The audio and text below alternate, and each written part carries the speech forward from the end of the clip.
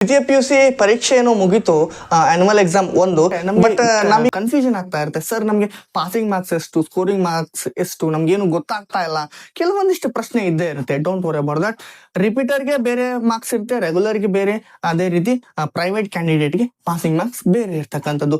ಯಾರ್ಯಾರಿಗೆ ಎಷ್ಟಿತ್ತು, ಸೈನ್ಸ್ ಬೇರೆ, ಕಾಮರ್ಸ್ ಬೇರೆ, ಆರ್ಟ್ಸ್ ಬೇರೆನಾ? ಏನಿದೆ ಕ್ವಶನ್, ಏನಿದೆ ಕ್ರೈಟೇರಿಯಾ? ಸಿಂಪಲ್ ಆಗಿ ಹೇಳ್ತೀನಿ ನೋಡಿ. ನಾವು ಕಾಮರ್ಸ್ ಮತ್ತು ಆರ್ಟ್ಸ್ ಅನ್ನ ಮತ್ತು ಸೈನ್ಸ್ ಅನ್ನ, ಕಾಮರ್ಸ್ ಆರ್ಟ್ಸ್ ಒಂದು ಭಾಗ ಆದ್ರೆ ಸೈನ್ಸ್ ಇನ್ನೊಂದು ಭಾಗ ಆಗಿರ್ತಕ್ಕಂಥದ್ದು, ಎರಡು ಭಾಗಗಳನ್ನ ಮಾಡ್ತೀನಿ.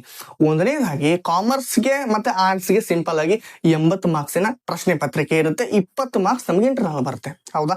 ಅದೇ ರೀತಿ ಕೆಮಿಸ್ಟ್ರಿ ಆಗಿರ್ಬೋದು, ಬಯಾಲಜಿ ಆಗಿರ್ಬೋದು, ಕೆಲವೊಂದಿಷ್ಟು ಸಬ್ಜೆಕ್ಟ್ ಮತ್ತೆ ಕಂಪ್ಯೂಟರ್ ಸೈನ್ಸ್, ಸ್ಟ್ಯಾಟಿಸ್ಟಿಕ್ಸ್, ಇಲ್ಲಿ 70 ಅಂಕಗಳಿಗೆ ಅವರು ಇದನ್ನ ಬರಿಬೇಕಾಗಿರುತ್ತೆ. ಏನು ಉತ್ತರ ಪತ್ರಿಕೆಗೆ ಉತ್ತರ ಪತ್ರಿಕೆಯನ್ನ ಅವ್ರು ಬರೀತಾರೆ. 70 ಮಾರ್ಕ್ಸ್ಗೆ ಅವರು ಕ್ವಶನ್ ಆನ್ಸರ್ಸ್ ಅನ್ನ ಬರೀತಾರೆ, ಯಾರು?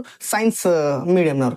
ಸೊ ಇಲ್ಲಿ ನಾವು ಕಾಮರ್ಸ್ಗೆ ಮತ್ತು ಆರ್ಟ್ಸ್ಗೆ ಫಸ್ಟ್ ಬರೋದಾದ್ರೆ, ಒಂದನೇ ಭಾಗದಲ್ಲಿ 80 ಮಾರ್ಕ್ಸ್ಗೆ ನೀವು ಆನ್ಸರ್ ಶೀಟ್ ಅನ್ನ ಬರೀತೀರಾ, ಪ್ರಶ್ನೆ ಪತ್ರಿಕೆ ಉತ್ತರವನ್ನ ಬರೀತೀರಾ.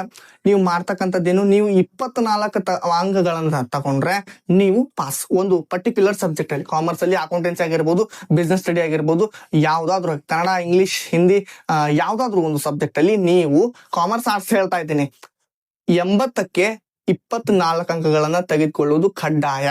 80ಕ್ಕೆ 24 ಅಂಕಗಳನ್ನ ತೆಗೆದುಕೊಳ್ಳೋದು ಕಡ್ಡಾಯ. ಸರ್ ಹಾಗಿದ್ರೆ ಇಂಟರ್ನಲ್ ಮಾರ್ಕ್ಸ್, ಇಂಟರ್ನಲ್ಲಿ ನೀವು 20ಕ್ಕೆ 20 ಅಂಕಗಳನ್ನ ತಗೊಂಡು ಇಲ್ಲೇನಾದ್ರೂ 24 ಅಂಕಗಳನ್ನ, ಅಂದ್ರೆ 80 ಮಾರ್ಕ್ಸ್ ಏನ್ ಎನ್ಯುವಲ್ ಎಕ್ಸಾಮ್ ಅಲ್ಲಿ ಬರೀತಿರಲ್ಲ, ಇಲ್ಲೇನಾದ್ರೂ 24 ಅಂಕಗಳನ್ನ ತಗೊಳ್ಳಿಲ್ಲ ಅಂತಂದ್ರೆ ನೀವು ಫೇಲ್ ಆಗ್ತೀರಾ ಅಷ್ಟೇ, ನೀವು ಫೇಲ್ ಆಗ್ತೀರಾ. ಅದೇ ರೀತಿ ಕಾಮರ್ಸ್ ಆರ್ಟ್ಸ್ ಆಯ್ತಾ, ಸೈನ್ಸ್ ನಲ್ಲಿ 70 ಮಾರ್ಕ್ಸ್ಗೆ ಮಿನಿಮಮ್ 21ರಿಂದ 24 ಮಾರ್ಕ್ಸ್ ತಗೊಳ್ಳೇಬೇಕು. 70 ಅಂಕಕ್ಕೆ 21 ಆದ್ರೂ ತಗೊಳ್ಳೇಬೇಕು. ನಿಮ್ಮ ಸೇಫ್ ಝೋನ್ ಅಂತಂದ್ರೆ 24 ಅಂತ ಕನ್ಸಿಡರೇಷನ್ ಮಾಡ್ಕೊಂಡ್ಬಿಡಿ. ನೀವು ಪ್ರಾಕ್ಟಿಕಲ್ ಅಲ್ಲಿ 30 ಮಾರ್ಕ್ಸ್ ಅನ್ನ ನೀವು 30ಕ್ಕೆ 30 ತಗೊಂಡು ಇಲ್ಲೇನಾದ್ರೂ 21 ತಗೊಳ್ಳೋಲ್ಲಿ ಎಲಿಜಿಬಲ್ ಇಲ್ಲ, 21 ತಗೊಳ್ಳೋಲ್ಲಿ ಏಬಲ್ ಇಲ್ಲ ಅಂತಂದ್ರೆ ನೀವು ಕೂಡ ಫೇಲ್ ಆಗಿರ್ತೀರಾ, ಯಾರೇ ಆಗಿರ್ಲಿ ಅವರು. ಸೊ ಹಾಗಾಗಿ ಈ ಕಾಮರ್ಸ್ ಆಗಿರ್ಬೋದು, ಸೈನ್ಸ್ ಆಗಿರ್ಬೋದು, ಆರ್ಟ್ಸ್ ಆಗಿರ್ಬೋದು, ಸೇಫೆಸ್ಟ್ ಝೋನ್ ನಿಮ್ಮ ಪಾಸಿಂಗ್ ಮಾರ್ಕ್ಸ್ ಅಂತಂದ್ರೆ 24. ಇದು ಯಾರಿಗೆ? ರೆಗ್ಯುಲರ್ ಸ್ಟೂಡೆಂಟ್ಗೆ. ರಿಪೀಟರ್ ಆಗಿರ್ಬೋದು, ಪ್ರೈವೇಟ್ ಕ್ಯಾಂಡಿಡೇಟ್ ಆಗಿರ್ಬೋದು. ರಿಪೀಟರ್ಗೆ ಪ್ರೀವಿಯಸ್ ಇಯರ್ ಅಲ್ಲಿ ಅವ್ರು ಏನಾದ್ರು ಕಂಟಿನ್ಯೂ ಆಗಿ ಕಾಲೇಜಿಗೆ ಬಂದು ಅವ್ರಿಗೆ ಎಷ್ಟು ಇಂಟರ್ನಲ್ ಕೊಟ್ಟಿರ್ತಾರೆ ಅದ್ರ ಮೇಲೆ ಡಿಪೆಂಡ್ ಆಗುತ್ತೆ.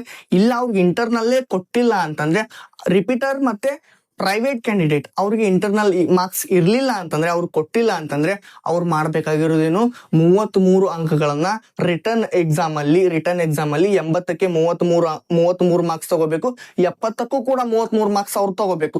ಸೊ ಅವರು ತಗೊಂಡು ಪಾಸ್ ಆಗ್ಬೇಕಾಗುತ್ತೆ. ಇದು ರಿಪೀಟರ್ ಮತ್ತು ಪ್ರೈವೇಟ್ ಕ್ಯಾಂಡಿಡೇಟ್ ನ ಒಂದು marks, passing marks. Don't worry, 600ಕ್ಕೆ ಕಾಮರ್ಸ್, ಸೈನ್ಸ್, ಆರ್ಟ್ಸ್ 600ಕ್ಕೆ ನೀವು ಕನಿಷ್ಠ ಅಂತಂದ್ರು 198 ಮಾರ್ಕ್ಸ್ ಅನ್ನ ತಗೊಂಡ್ರೆ, ನೀವು ಎಲ್ಲಾ ಸಬ್ಜೆಕ್ಟ್ ಅಲ್ಲಿ ಎಲ್ಲ ಕೂಡಿಸಿ 198 ಮಾರ್ಕ್ಸ್ ತಗೊಂಡ್ರೆ ನೀವು ಪಾಸ್ ಆಗ್ತೀರಾ. ಎಲ್ಲಾ ಸಬ್ಜೆಕ್ಟ್ ಹೇಳ್ತಾ ಇದ್ದೇನೆ, ಕನ್ನಡ, ಇಂಗ್ಲಿಷ್, ಸೋಶಿಯಾಲಜಿ, ಜಿಯೋಗ್ರಫಿ ಎಲ್ಲಾನು ಮಿಕ್ಸ್ ಮಾಡಿ, 6 ಸಬ್ಜೆಕ್ಟ್ ಮಿಕ್ಸ್ ಮಾಡಿ ನೀವು ಕನಿಷ್ಠ 198 ಅಂಕಗಳನ್ನು ತೆಗೆದುಕೊಳ್ಬೇಕಾಗತ್ತೆ. ಸೊ ಇಷ್ಟೇ.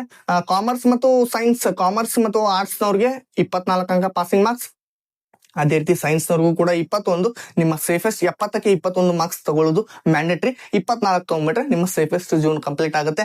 ಒಂದ್ ವೇಳೆ ನೀವು 20ಕ್ಕೆ 20 ಇಂಟರ್ನಲ್ ತಗೊಂಡ್ರು ಕೂಡ ಇಲ್ಲಿ ಏನಾದ್ರು ಥಿಯರಿ ಎಕ್ಸಾಮ್ ಅಲ್ಲಿ 24 ಅಂಕಗಳನ್ನ ತಗೊಂಡಿಲ್ಲ ಅಂತಂದ್ರೆ ನೀವು ಫೇಲ್ ಆಗ್ತೀರಾ. ಇದಷ್ಟು ಒಂದು ಪಾಸಿಂಗ್ ಮಾರ್ಕ್ಸ್ ನ ಉದಾಹರಣೆ ಆಗಿತ್ತು, ಎಕ್ಸಾಂಪಲ್ ಆಗಿತ್ತು. ನಿಮಗೆ ಅರ್ಥ ಆಗಿದೆ ಅಂತ ಭಾವಿಸ್ತಾ ಇದ್ದೇನೆ. ನಾನು ರಾಹುಲ್ ಬಿಡ್ನಾಳ್. ಚಾನಲ್ ಅನ್ನ ಸಬ್ಸ್ಕ್ರೈಬ್ ಮಾಡ್ಕೊಳ್ಳಿ, ವಿಡಿಯೋ ಲೈಕ್ ಮಾಡಿ. ಯಾರಿಗೆ ಪಾಸಿಂಗ್ ಮಾರ್ಕ್ಸ್ ಕನ್ಫ್ಯೂಷನ್ ಆಗ್ತಾ ಇದೆ ಅವ್ರಿಗೆ ಈ ಒಂದು ವಿಡಿಯೋನ ಶೇರ್ ಮಾಡಿ, ಅವ್ರಿಗೂ ಕೂಡ ಹೆಲ್ಪ್ ಆಗ್ಲಿ. ಮತ್ತೆ ಮುಂದಿನ ಒಂದು ವಿಡಿಯೋದಲ್ಲಿ ಸಿಗ್ತಾ ಇದ್ದಾರೆ. ಧನ್ಯವಾದ ಸ್ನೇಹಿತರೆ.